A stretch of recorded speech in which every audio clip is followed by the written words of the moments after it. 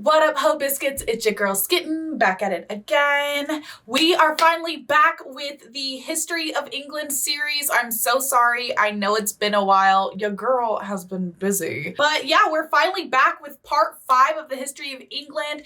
If you guys will recall, in part 4, at the end of that, France is divided between the Duke of Burgundy and the Valois kings of France, okay? Because the King of France, he's a little nutso. And then we've got Philip the Bold of Burgundy. And homie is rich, homie is connected. He's got it all going on, okay? And then over in England, we have Henry V has finally taken the throne. And he's the one who's about to come in and run the fade with France, okay? So that's it for the summary. Really excited that you guys are here. Really excited to be here. I hope you guys are doing well and staying safe and sanitized. Without further ado, let's go ahead and get started.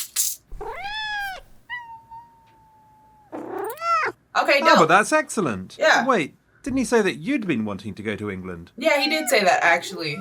As you wish. Cat I can understand for some reason. Sure, why Okay, not? Zoe, I got those treats you like from across town, though I don't know why I needed to go right now to get them, but, oh, you two started the show already. Cool.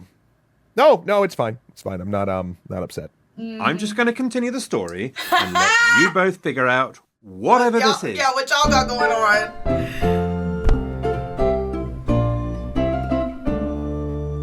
Henry V is Ready. a serious contender for the most impressive man ever to rule England. Okay. In the words of a famous historian, Henry had, by the end of his reign, transformed the spirit of his own people and become the arbiter of Christian Europe, Wow. dwarfing emperor and pope. Contemporaries agreed. On his death, a chronicler wrote, "He did not leave his like upon earth among Christian kings or princes." Damn. Henry V was fiercely intelligent, focused, a brilliant military commander and strategist, frighteningly dynamic and energetic. His only fault was to die young. Well, Dang. that and being so horrifically ruthless and cold that another historian wrote of Henry that he was conclusive proof that a man may be a hero and yet a monster. Oh! Henry became king in 1413. He was fiercely pious and heard mass several times a day. He was also a ruthless advocate of religious unity. His father, the usurper Henry IV, had passed a law called De Heretico Comburendo, which means literally, heretics shall be burned. Yeah. Henry V was equally determined to rub out any heresy, and in 1417 he would execute even his companion in arms, John Oldcastle, What as the a result. hell? Even the homie could get it? See, I personally don't trust people who are overly religious like that. But at the same time, back then, like, a lot of people were overly religious. So you already know when it's something that people, like historians, feel compelled to comment on. That's how you know it was really bad. Like, that's how you know shit was going south. For medieval monarchs, the unity of the church was a divinely ordained responsibility, but it was also good politics. The church was far and away the most effective propaganda and communication device any medieval ruler could hope for. Absolutely. In the first 2 years of his reign, Henry made quite clear who was boss. He had a talent of creating a sense of collaboration, consultation and purpose amongst his great men, while being utterly ruthless with anyone who stepped out of line. Thus, as his army waited to sail for France in 1415, his very last act was to execute a man of royal blood, a grandson of the great Edward III, for trumped-up reasons of treason. Henry V always intended to make war on France. As far as he was concerned, he had been cheated of his birthright, as established by the Treaty of Bretigny in 1360. And if the French wouldn't give it to him, he was would finna take it from them. Hell yeah. So there. Because that's what you owe me. That's what the treaty says. That's why y'all gotta learn to read the contracts that you signing before you sign them. The French, meanwhile, had recovered their effortless arrogance, and in so many words, they informed Henry that his mother was a hamster and his father smelt of elderberries. Henry would show them they'd chosen the wrong guy to call the son of a hamster. What the in hell? 1415, Henry appealed to English patriotism by repeating Edward III's charge that the French were trying to eradicate the English language. So they were looking for, I don't know if you guys remember in either the third or fourth video, they said that they were really looking for a successor to Edward III and they couldn't find one. And it looks like they did find one. It just took a generation or two. From now on, Henry made sure English was the official language of England. Hell yeah. He even wrote open letters to his people in English. Of course, he backed that up by contracting 320 captains, and from the towns and villages all over England, archers and knights set out for Southampton to join their king. And in August 1415, an army of 12,000 left England. Damn. Henry tried one last letter to the Dauphin of France. It read, "Friend, give us what we are owed, and by the will of the Almighty avoid a deluge of human blood." Not sure he was serious about the friend thing.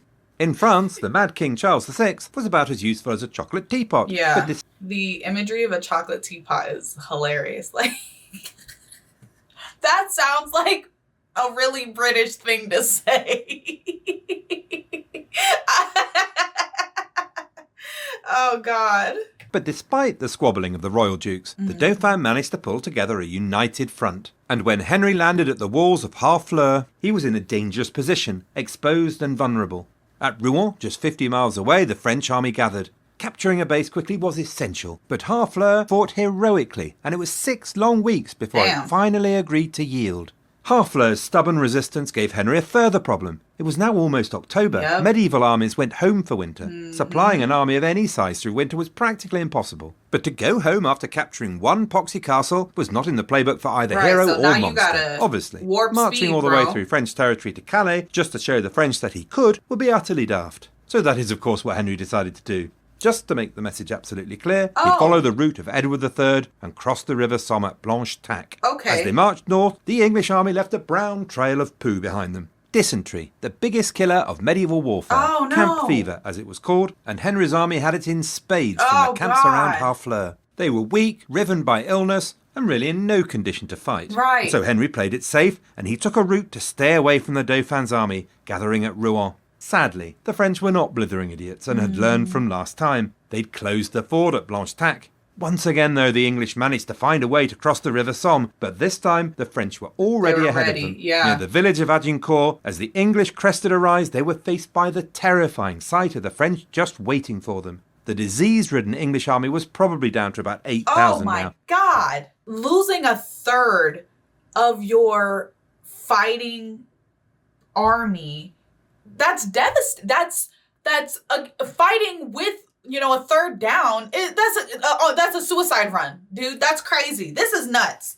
The fact that he didn't just go home, I mean, that's how pride be working, I guess. Pride goes before a fall and all that. 6,500 of whom were lightly armed archers. Damn. Facing them was something like 15,000 heavily armed Frenchmen. Again, the French had learned the lesson of Crécy, and this time they waited overnight. The sound of their partying drifted over to the camp of the cold, wet and sick Start English. now. The following day, the French did not just charge, they waited. And so both armies waited as the rain poured down, soaking earth, clothes, bodies, But the English staring army at is each other sick. across a ploughed field. The French had a plan, and it did not include charging at the English to be mown down by arrows. Right. The English had a plan. It involved the French charging at them and being mown down by arrows. Stalemate. Henry had to provoke a response. Mounted on a white horse, he gave the signal. English trumpets blared. "Now strike!" came the order. With the flash of a white baton, the whole army advanced to longbow range and unleashed a storm.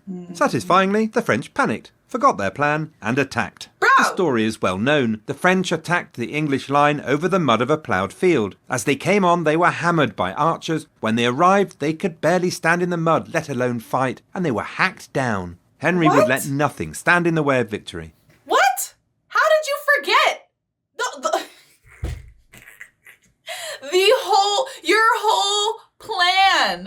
Your whole plan is to fucking not just run in, and then they shoot a couple arrows at you and you just lose it? I can't. All right. Without Ruth, he sent a body of 200 English archers to slaughter all the helpless French prisoners in the English camp, to show the French that Henry would stop at nothing to achieve victory. Oh. The French got the message, and they fled. The great They men said, of "Let me France go." lay dead in the mud and blood, or were captured.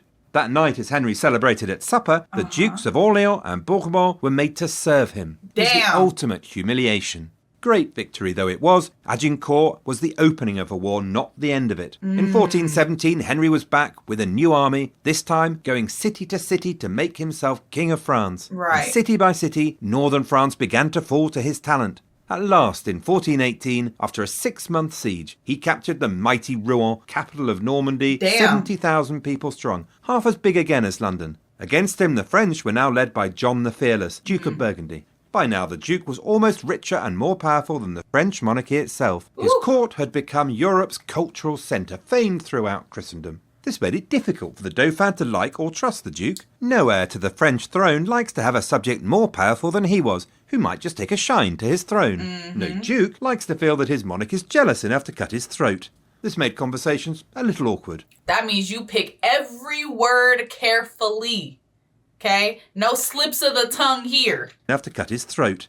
This made conversations a little awkward, but they eventually agreed to meet on neutral ground, on a bridge between their two camps. The security arrangements were elaborate, and as it happens, rubbish. Because on the 10th of September 1418 on the bridge, Duke John the Fearless was hacked to death by the Dauphin's men.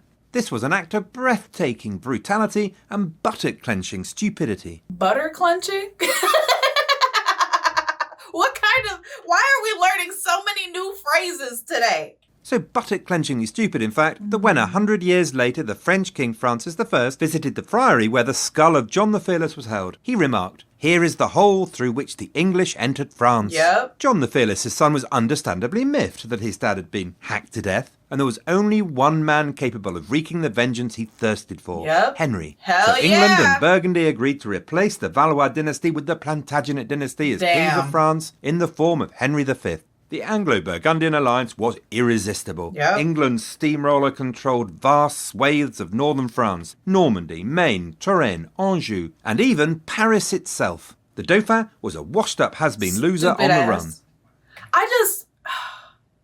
Again, it's a pride thing. Because what would lead you, what would possibly lead you to publicly murder your most powerful subject?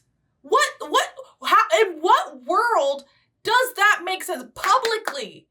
No, I didn't say that you shouldn't find some way to exert power over your most powerful subject, right? And I'm not saying even that if he had been like assassinated with like a poison, that wouldn't have been better than to publicly have him hacked to pieces.